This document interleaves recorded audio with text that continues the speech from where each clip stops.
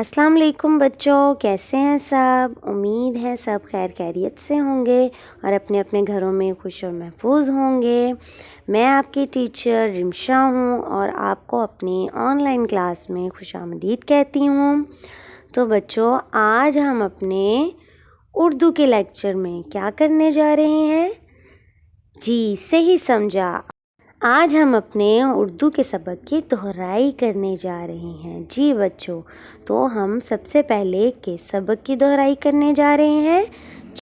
आज हम सबसे पहले अपने सबक नंबर 4 की मश्क की दोहराई करने जा रहे हैं। सबक का नाम क्या है हमारे?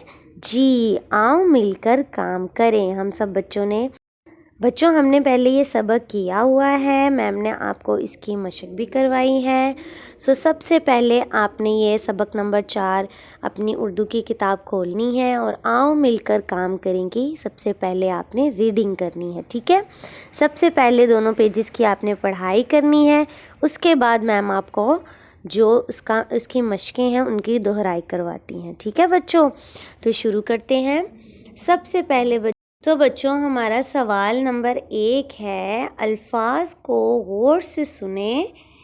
बताइए कि किस लफ्ज़ की आखिरी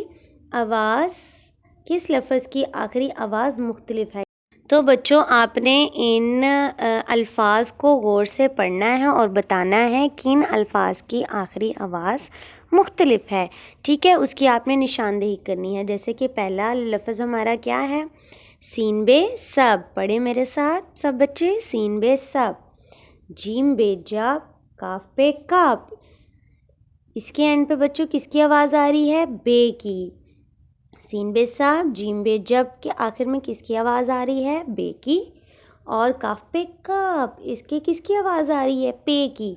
तो बच्चों इन तीनों में से मुख्तलिफ कौन सा हुआ? जी, कप। तो बच्चों हमने इसकी निशानदेही करने के लिए इसके गिर्द दायरा लगा देना है, ठीक है बच्चों।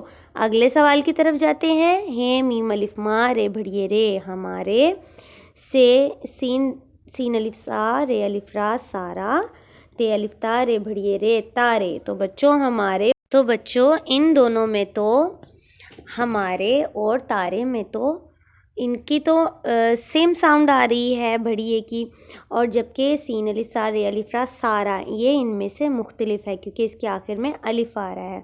तो बच्चों हम इसकी निशानदेही करेंगे और इसके भी गिर्द दायरा लगाएंगे, ठीक है बच्चों। अगले अल्फाज की तरफ जाते हैं। अलिफ मद्दा गाफ आग, बे अलिफ बाते बात, रे अलिफ राते रात।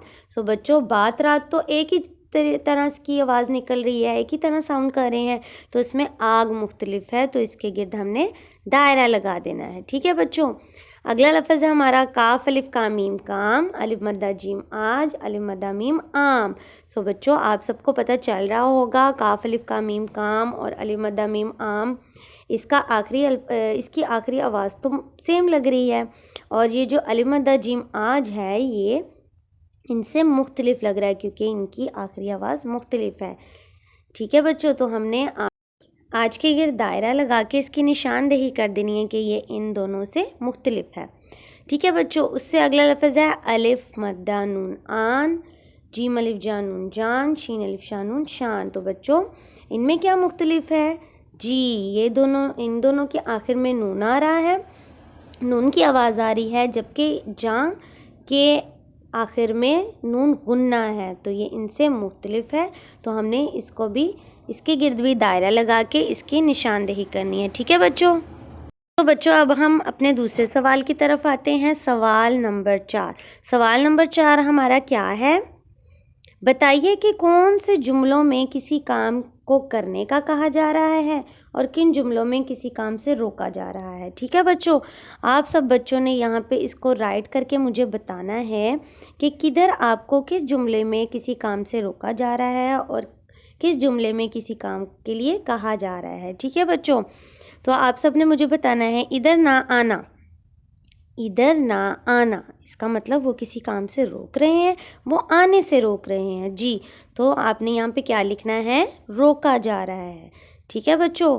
बैठ जाओ, बैठ जाओ बच्चों इसका क्या मतलब है? वो कह रहा है किसी काम को कि रोक रहा है? जी, कहा जा रहा है। किताब पकड़ो, कहा जा रहा है। बाहर निकलो कहा जा रहा है, आगे मत बढ़ो। जी, सही समझा बच्चों आपने, इसमें आपको आगे बढ़ने से रोका जा रहा है। तो बच्चों जिस जुमले में कहा जा रहा है उसके आगे आपने लिखना है कि इसमें कहा जा रहा है, और जिस जुमले में किसी काम से रोका जा रहा है उसके आगे आपने वही राइट करना है। ठीक है बच्चों, जिस बच्चे का ये क्वेश्चन कंप्लीट नहीं है वो इसको कंप्लीट कर ले, और बाकी सब बच्चे इन दोनों क्वेश्चंस को अच्छे से रिवाइज कर लें, इसकी दोहराई कर लें। अगला है बारिश में मत भीगो। इसमें बारिश में भीगने से रोका जा रहा है तो हम इधर यही राइट करेंगे। धूप में ना जाओ, रोका जा रहा है। आहिस्ता बोलो, कहा जा रहा है। जल्दी चलो, कहा जा रहा है। ठीक है बच्चों, तो बच्चों हमारे ये सवाल नंबर 1 और 4 की हमने दोहराई कर ली है। अब हम अपने अगले सवाल की तरफ चलते हैं। उम्मीद है आप सबको सवाल नंबर 1 और 4 की अच्छे से समझ आ गई होगी। बच्चों अगला सवाल है हमारा, तस्वीर में मौजूद 5 अशिया के नाम लिखें। सो बच्चों हमने यहाँ पे करना ये है, हमने जस्ट सिंपल इस तस्वीर में मौजूद 5 अशिया के नाम लिख देने हैं। बच्चों आपको इस तस्वीर में क्या नज़र आ रहा है? जी बच्चे खेल रहे हैं, एक जो लड़की है वो किताब पढ़ रही है, एक लड़की फूल इकट्ठे कर रही है, खाने का कुछ सामान है, परिंदे हैं, बादल है, दरख्त हैं। ठीक है बच्चों, तो आप इस तस्वीर में कोई सी भी 5 चीज़ों की निशानदेही कर सकते हो, उनको सर्कल कर सकते हैं। ठीक है, और उनके नेम राइट कर सकते हैं। पहला है बच्चों, हम ये खाने की चीज़ों को सर्कल कर देते हैं, उसके बाद हम इस गेंद को कर देते हैं, उसके बाद हम इस किताब को, उसके बाद हम फूलों को, कितने हो गए 1 2 3 4। उसके बाद हम किसी भी चीज़ को कर सकते हैं, हम इन परिंदों को कर सकते हैं। हमने बच्चों इस तस्वीर में कोई सी भी 5 चीज़ों के नाम बताने हैं। ठीक है, अब हमारे पास हो गए परिंदे, गेंद, फूल, खाना और किताब। ठीक है बच्चों, अब उम्मीद करती हूँ कि आपको अच्छे से समझ आ गई होगी। सो बच्चों आपकी किताब में जो सवाल नंबर 5 है, तस्वीर में मौजूद 5 अशिया के नाम लिखे, वो भी कुछ इसी तरह का है। तो बच्चों आपको तस्वीर में काफ़ी सारी चीज़ें मौजूद नज़र आ रही हैं ना, आपने उन्हीं के नाम यहाँ पे राइट करने हैं नीचे। ठीक है, जैसे कि आपको क्या क्या नज़र आ रहा है? पहाड़ नज़र आ रहे हैं, परिंदे नज़र आ रहे हैं, झूला, दरख्त, बादल, बेंच, पत्थर, कितना कुछ नज़र आ रहा है। तो आपने इनमें से सिर्फ 5 चीज़ों के नाम नीचे राइट कर देने हैं, जैसा कि पहाड़, बादल, कबूतर, दरख्त और झूला। ठीक है बच्चों, तो उम्मीद करती हूँ आज की जो हमने दोहराई की है, जो आज का लेक्चर है, आपको अच्छे से समझ आ गया होगा।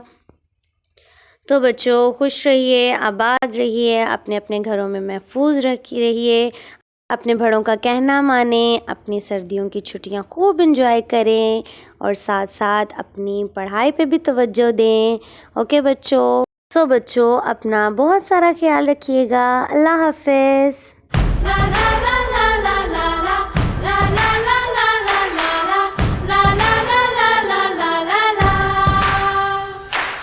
हवा में उड़ना है, पानियों पे चलना